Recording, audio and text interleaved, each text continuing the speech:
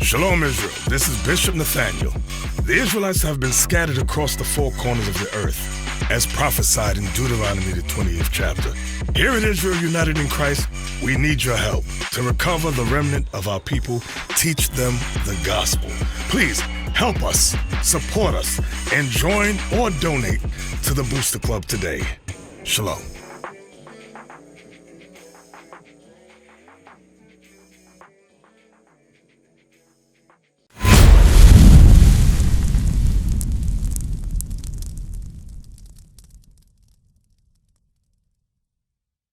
Okay, we wanted the Babylon to Timbuktu. All praise to the Most High. You got what I want? I think it's that paragraph there. Okay, we're going to quickly read the history of Muhammad. 1 second. Many Arabs were still worshipping the sun, stars, spirits, and idols. So when Muhammad was born, the Arabs at that time were worshipping everything. The sun, the moon, the stars. They were worshipping everything, right? Read on. The Arabs possessed 360 idols, one for every day of the year. So the Arabs had 365 gods, one for every day of the year. That's what we don't know. Read. Muhammad was born AD 570, 4 years after the death of Emperor Justinian. He was descended from the tribe of Quraysh, and Muhammad was an extraordinarily handsome man. His mentality was prodigious. In his youth, he was never taught to read or write. So Muhammad could not read or write. Have you heard that before? You never heard that before. Muhammad could not read or write. But when you read the Bible, all the prophets could read and write. Do you understand? The Lord always dealt with prophets that could read and write, but Muhammad cannot read and write. That's showing you that they lied to us. That's why the Lord said the prophets are the Israelites. Do you understand? Read on. But his imagination was superlative. Muhammad was an extraordinarily handsome man, and eloquent in motivating men with the power of words. So he was a good speaker. Muhammad could speak well, but he could not read and write, right? Jump to the highlighted paragraph. After Muhammad became a camel driver, he traveled to remote and intriguing lands. He led his caravan to Persia, Syria, and Egypt, transacting business with merchants of every kind. So Muhammad used to travel a lot and do business in various countries. Egypt, Syria, right, you've heard of that, all praises. Okay, carry on. On his business trips, he met Jews. One of his trips, he met the Jews. He met the Jews. Let's carry on, read. Christians and members of other sects. He interrogated them. He interrogated them. He asked them questions. He asked them questions, read. Concerning the tenets of their religion. He asked us questions about what we believe in, the commandments we keep. He was asking us questions. So understand, Muhammad was learning from the Jews at the start. Read. He frequented the environment of the Jews and the rabbis, mostly because they were merchants and an omnipresent ethnic group. You understand? We were a particular group. We were a powerful group. You understand? So he wanted to stay around us and learn. You understand? These are these people that we're talking about. Those are the Jews. You understand? Muhammad was around us. Read. Because he could not read or write, his ears were attentive. So because he couldn't read and write, he listened carefully. Right? Read. And keen to everything that the Jews related to him. Muhammad learned and extracted much from the Jewish religion. So Muhammad took the Arab religion. Muhammad took a lot of information from what the Jews did and put it into Islam. Read. And compounded it with his new religion. With his what? With his new religion. What is it? Islam. Islam. You see that?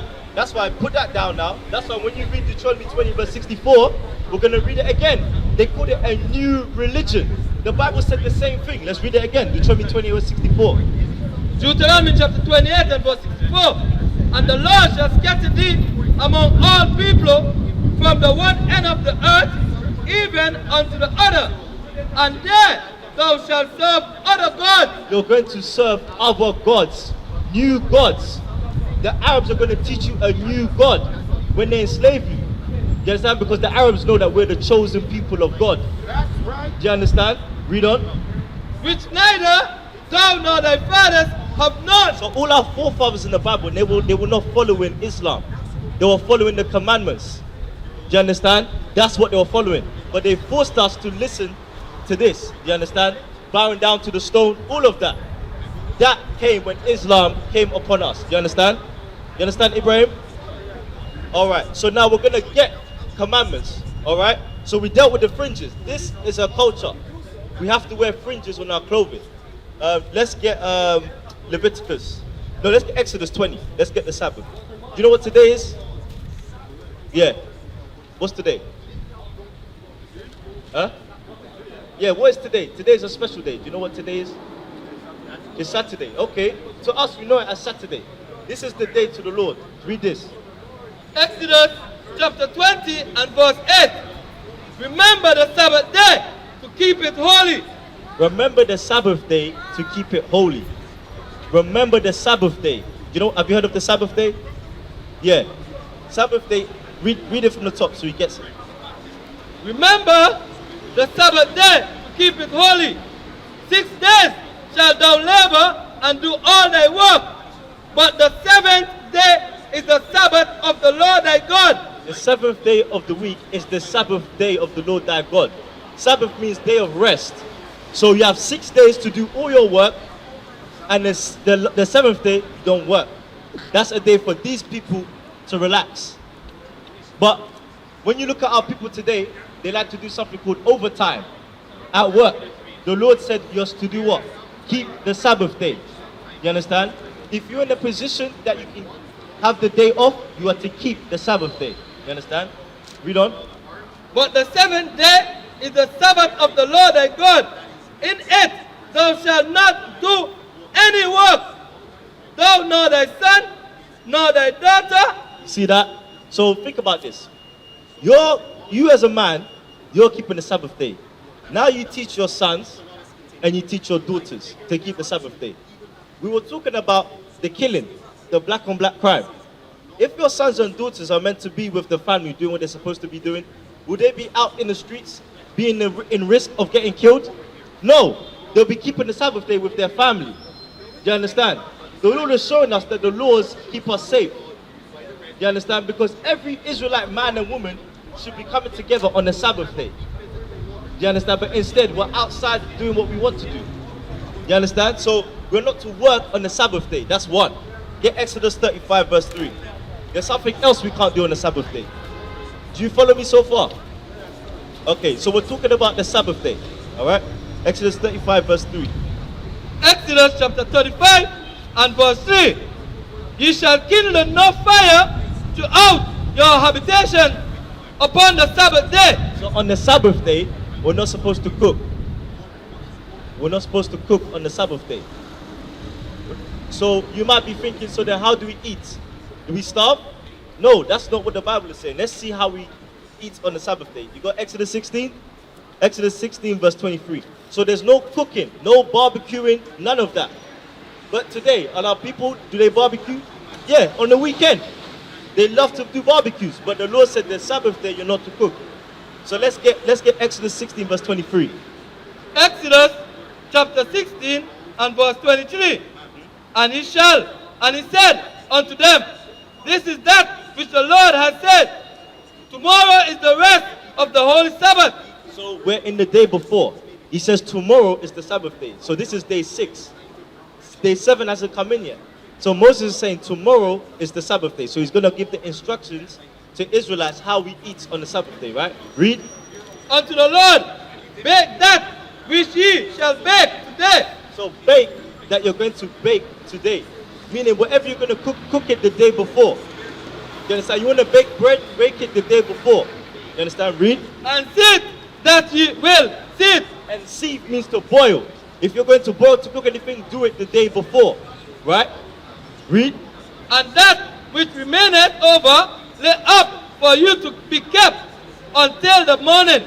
So now, when you finish cooking and you're eating, whatever is left, leave until the Saturday. So you have food to eat on the Saturday. You understand? During the day.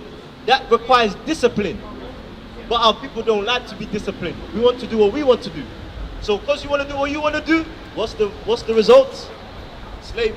You understand? And the condition that we're in today. Sir, he wants to know some of the laws that he needs to start keeping now. Okay, let's carry on with these laws. So that's no working and no cooking. One more. Nehemiah 10, you getting that? Okay. So now, the Sabbath day is not the same as all the other days. There's a difference, you understand? You can't do anything you want on this day, because that's for the Lord. Right. What's your name, bro? Where are you from? Okay. Tribe of Benjamin. All praise to the Most High. Okay, so let's deal with the Sabbath. Let's get this law. Nehemiah 10 verse 31. Nehemiah chapter 10 and verse 31. And if the people of the land beware or any victuals on the Sabbath day to sell. So if the people of the land are opening their shops, selling their produce, right? So these are people outside our nation. If their shops are open like this, read. That we would not buy it of them on the Sabbath day. That we will not buy it of them on the Sabbath day. Because the Israelites understood there's no buying and selling on the Sabbath day. Imagine we're a community. You're keeping the Sabbath, you're keeping the Sabbath, he's keeping the Sabbath, I'm keeping the Sabbath. All our shops are closed. Where is the avenue to buy and sell? There'll be no avenue. But now we're in captivity, guess what? The nations, they don't give a damn about the Sabbath day. They're going to open their shops. But we're Israelites, we're still commanded not to buy. You understand? So now, no working, no cooking, no buying and selling. One more. Now, upon all of that, Leviticus 23, verse 3.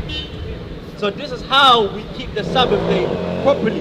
And the Sabbath day is the seventh day, which is Saturday, not Sunday. But guess who taught us it's Sunday? These people here, you understand? They taught us it's Sunday. No, it's not. It's Saturday, right? Read that. Leviticus chapter 23 and verse 3. Go on.